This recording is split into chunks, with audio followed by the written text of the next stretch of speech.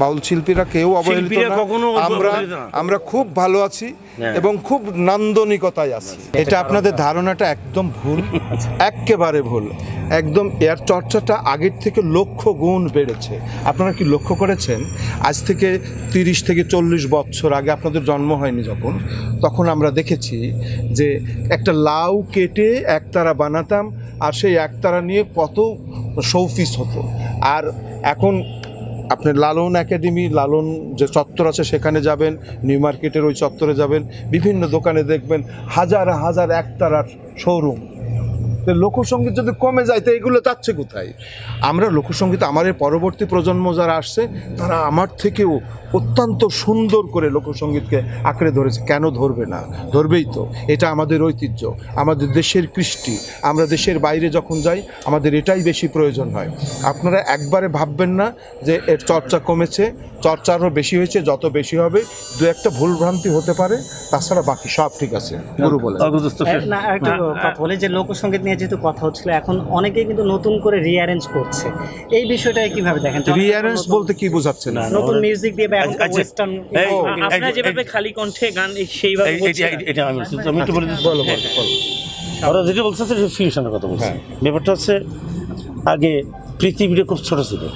আমি চট্টগ্রামের মানুষ, কখনো কিন্তু কুষ্টিয়া জীব যেতে পারি নাই, কারণ এভাবে যোগাযোগ ছিল না। সারা পৃথিবীর কিন্তু গ্লোবাল ভিলেজ। আমি আমার লালন সঙ্গীতটাকে যদি, আমার যে একতারা দোতারা আছে এটা তো ঠিকই আছে, এখন আমি যদি একটু ইম্প্রোভাইজ করি বা ওয়েস্টার্ন মিউজিক দিয়ে, কিন্তু আমি আমার সুখীয়তা ঠিক রাখবো, লালনের সুখটা ঠিক রেখে, আমার ফোকের সুখটা ঠিক রেখে, যে তারা যদি একটু শিক্ষিত ছেলেরা যদি একটু ফিউশন করে, তো এর কিছু নেই। একটা হয় কি জানো, এই গানটা তখন বিশ্বময় হয়ে যাবে সবার কাছে। তখন আমরা নিউ ইয়র্কে প্রোগ্রাম করছিলাম, সবই ছিলাম, আমি ছিলাম মনুমেন্ট টাওয়ারে, ওরা কান্ট্রি সং করছিল আর আমরা বাউল গান করছি। এরা কাছে buffalo soul, the heart of America, আর আমরা লালনের গান গাচ্ছি।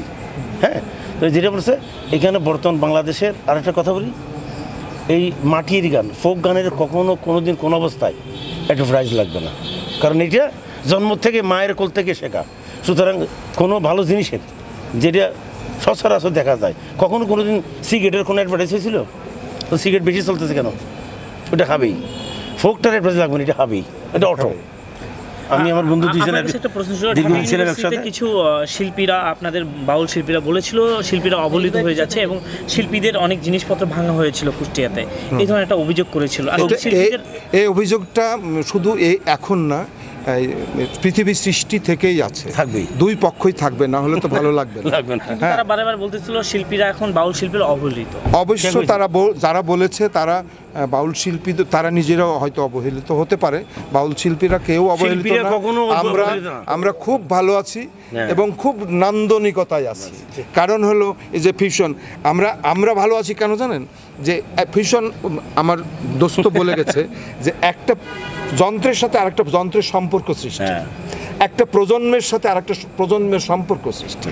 এই সম্পর্ক যদি সৃষ্টি করতে আমরা না পারি, তাহলে আমার ঐতিহ্য কেন ওই শিশু ছেলেটা নেই? কারণ সুরের কোনো সীমা রেখা নেই। না, এটা ইংলিশে যা বাজতেছে বাংলায় তা বাজতেছে, সুর কিন্তু একই, ল্যাঙ্গুয়েজ একটা, সুরের নোটগুলো তো একই। তবে একটা জিনিস খেয়াল রাখতে হবে, আমরা যেখান থেকে গান করি, আমাদের দেশের মাটির ছন্দের গান আছে লোকসঙ্গীত, সেটার জন্য শেকড়ের গন্ধটা ভুলে না যাই, আমরা মাটির গন্ধটা ভুলে না যাই, আমরা মায়ের গন্ধটা ভুলে না যাই, আমরা এই তিনটিকে ঠিক রেখে যন্ত্র, লালন ফকিরের সেই সময় 200 বছর আগে বলেছে, যন্ত্র যদি 100 বছরও সামনে পড়ে থাকে, ওর কোনো ক্ষমতা নাই, ও একা বাজবে, তাই না?